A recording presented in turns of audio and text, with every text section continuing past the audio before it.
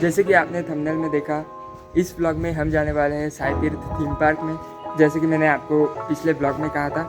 तो बिना आपको बोर किए चलो हम डायरेक्टली हमारी जर्नी स्टार्ट करते हैं पुणे से।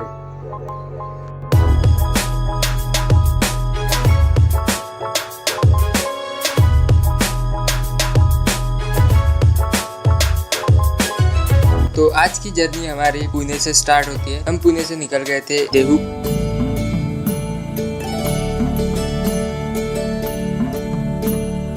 और आळंदी की तरफ। हमने वहाँ पर दर्शन वगैरह किया और हमने देहू का गाथा मंदिर भी देखा।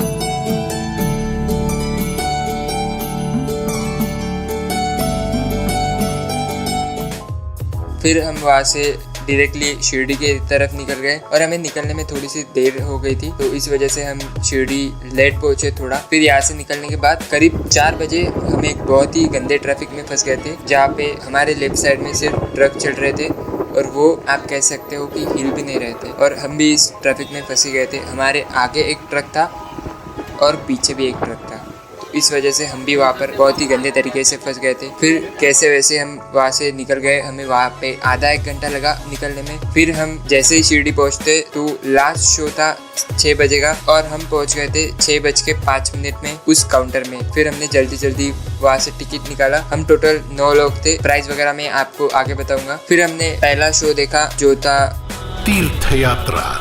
तो वो शो तो नहीं था लेकिन राइड थी, जिसमें हमें 10 अलग-अलग मंदिर दिखाए जाते हैं। इस मंदिर का निर्माण श्रीमती देवबाई पाटिल ने 16 नवंबर सन 1801 में करवाया था।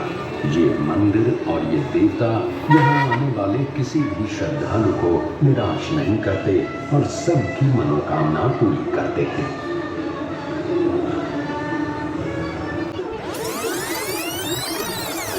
मुंबई से अब सीधे चलते हैं गुजरात। भगवान श्री कृष्ण का ये प्राचीन द्वारकाधीश मंदिर 2000 वर्षों से अधिक समय से यहाँ बसा हुआ है। मान्यता ये है कि द्वारका नगरी में भगवान श्री कृष्ण का निवास ठीक इसी स्थान पर हुआ करता था। गोमती नदी के किनारे बसे इस मंदिर के 2 द्वार हैं, मोक्ष द्वार और स्वर्ग द्वार। 4 धामों में से एक है ये द्वारकाधीश मंदिर। हर साल यहाँ कृष्ण जन्म का उत्सव बड़े धूमधाम से मनाया जाता है।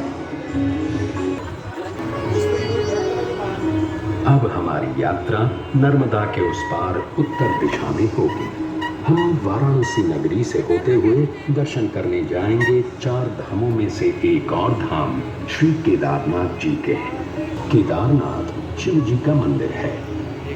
इसे खुद पांडवों ने बसाया था, ऐसा माना जाता है।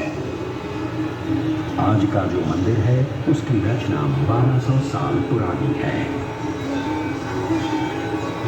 इस मंदिर के द्वार हर साल केवल अक्षय तृतीया से कार्तिक पूर्णिमा तक यानी लगभग 6 महीने खुले रहते हैं।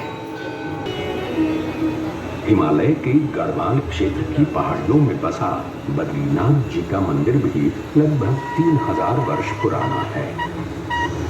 भगवान विष्णु के इस मंदिर का उल्लेख महाभारत, भागवत पुराण, पद्म पुराण इन सभी ग्रंथों में पाया जाता है।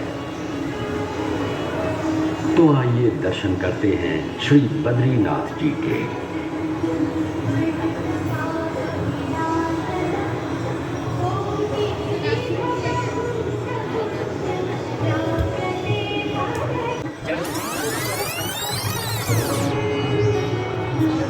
सदियों से लाखों करोड़ों लोग आषाढ़ी एकादशी के दिन भगवान विट्ठल के दर्शन के लिए महाराष्ट्र के पंढरपुर पहुंचते हैं। भगवान विट्ठल की इस वारी को कौन नहीं जानता।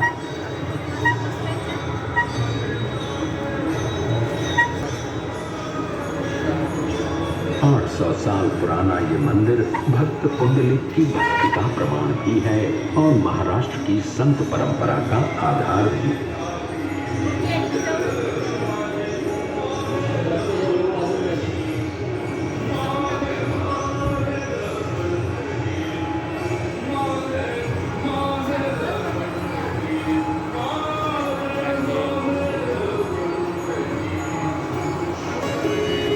महाराष्ट्र से अब सीधे चलते हैं जिंदा दिल पंजाब के स्वर्ण मंदिर में। सिखों के चौथे गुरु श्री गुरु रामदास जी ने ये मंदिर 1577 में बनवाया था और 18वीं सदी में महाराजा रणजीत सिंह जी ने 750 किलो स्वर्ण अर्पण करके दरबार साहिब को सोने से सजाया था। ये अकाल तख्त है और ये है गुरु ग्रंथ साहिब। वाहे गुरु जी दा खालसा, वाहे गुरु जी दी फतेह।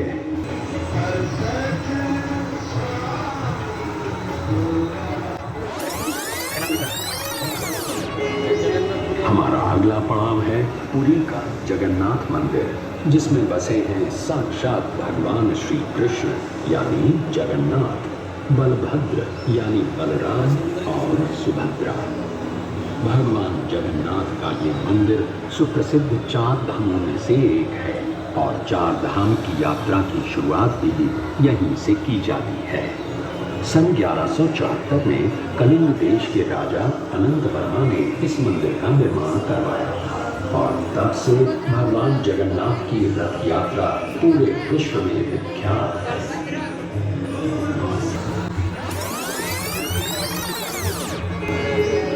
अब चलते हैं दक्षिण भारत के मीनाक्षी मंदिर की ओर।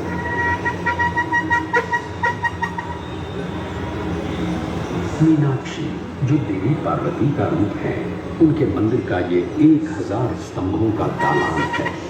2500 वर्ष पुराने इस मंदिर के 50 मीटर ऊंचे 14 गोपुरम वास्तुशिल्प के सौंदर्य का प्रतीक है। इस मंदिर में 33,000 मूर्तियां हैं और यहाँ दर्शन के लिए रोज 15,000 से भी अधिक भक्त आते हैं।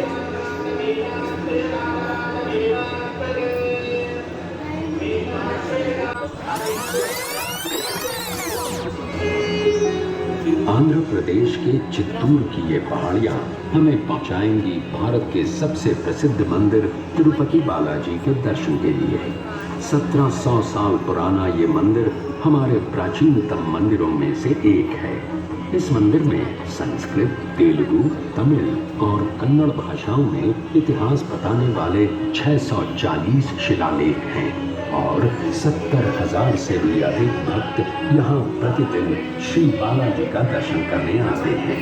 तो आइए हम भी श्री बालाजी के दर्शन करके उनका आशीर्वाद प्राप्त करते हैं। अब इस तीर्थ यात्रा के समापन का समय आ गया है, पर इसे समाप्त करने से पहले चलते हैं शिरडी और ले लेते हैं साईं बाबा का आशीर्वाद। यही वो 100 साल पुरानी शिरडी है, हमारे साईं की शिरडी। जैसे साईं निकल गए किसी, बांध गए भक्तों के मन में श्रद्धा की। तो अब अनुमति दें, साईं बाबा के आशीर्वाद के साथ इस तीर्थ यात्रा का समापन करते हैं। हमें आशा है कि आपकी ये यात्रा सफल हुई और आप हमें फिर से आपकी सेवा करने का मौका जरूर देंगे। नमस्कार। तो वो टोटल राइड थी 10 मिनट की और फिर ये राइड यहाँ पे ही खत्म हो जाती है। फिर हम अगले शो में गए, सबका मालिक एक, जहाँ पे हमें साईं बाबा के ऊपर एक मूवी दिखाते हैं। वो करीब 1 घंटे की होती है। फिर इसके बाद हम जाते हैं अगले शो देखने के लिए, जो था 5D लंका दहन, जिसके लिए मैं बहुत एक्साइटेड था। तो देखो, कुछ ऐसा थिएटर होता है, हमें मूवी दिखाई जाती है हनुमान जी कैसे लंका तक पहुंचते हैं। तो इस एक पार्ट पर ये हमें कुछ 10-15 मिनट की और अलग अलग इफेक्ट्स का यूज़ किया जाता है, जैसे कि आप मेरे सामने वाले सीट पे देख सकते हो। यहाँ पे 2 अलग अलग चीज़ें हैं। जो ऊपर का है वहाँ से स्नो स्प्रे आता है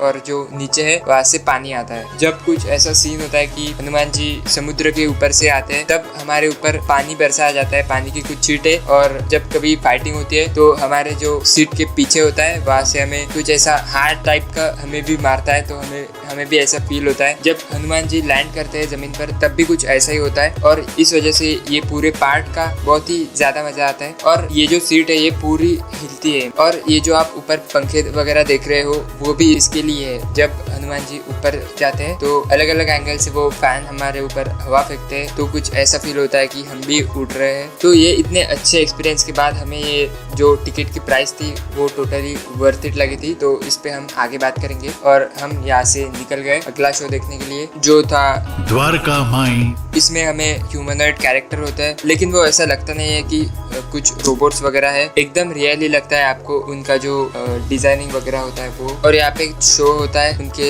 जीवन का और ये सब शो देखने के बाद हमने थोड़ा अंदर घूम लिया था। वहाँ पर कुछ शॉप भी थी जहाँ से आप शॉपिंग कर सकते हो। हम बस वहाँ से निकल ही रहे थे तो हमें एक मशीन दिखी जहाँ पे आप अपना रिव्यू दे सकते हो ये सारे शो के लिए। तो हमने एक पॉजिटिव रिव्यू लिखा उनके लिए और यहाँ से हम निकल गए आगे। इसके बाद हम गए थे साई मंदिर, वहाँ पर मोबाइल्स वगैरह अलाउड नहीं थे तो हमने वहाँ पर कुछ शूट नहीं किया। हमें बहुत ज़्यादा लेट हो गया था, फिर हमने सोचा यहाँ पे स्टे कर लेते। फिर हमने एक होटल देखा और यहाँ पे हमने स्टे किया। तो बस होटल लेने के बाद हम सीधा सो गए थे और अगले दिन हम निकल गए थे हमारे घर के लिए। अगर मैं आपसे वाकई एक्सपीरियंस की बात करूँ तो मुझे तो बहुत ही अच्छा लगा, मतलब हम सबको, हमें तो टोटली वर्थ इट लगा। और रही बात वाकई प्राइस की तो हमने पे किए थे पर पर्सन 530 रुपीज़। तो मतलब ये तो थोड़ा हाई प्राइस है ही, बस वो 5D राइड थी उससे ही आपको आपके पैसे वर्थ इट लगेंगे। तो ये आप एक बार एक्सपीरियंस करके ही देखना। मैं आपको ज़रूर सजेस्ट करूँगा एक बार आप वहाँ पे जा सकते हो। हमने सारे शोज़ एंजॉय भी किए थे तो यहाँ का एक्सपीरियंस ओवरऑल बहुत ही अच्छा रहा है। तो बस अगर आप ये ब्लॉग यहाँ तक देख रहे हो तो प्लीज़ अगर अच्छा लगे तो लाइक करना। तो बस यहाँ तक देखने के लिए थैंक यू। मिलते हैं अगले ब्लॉग में, तब तक के लिए bye bye and take care.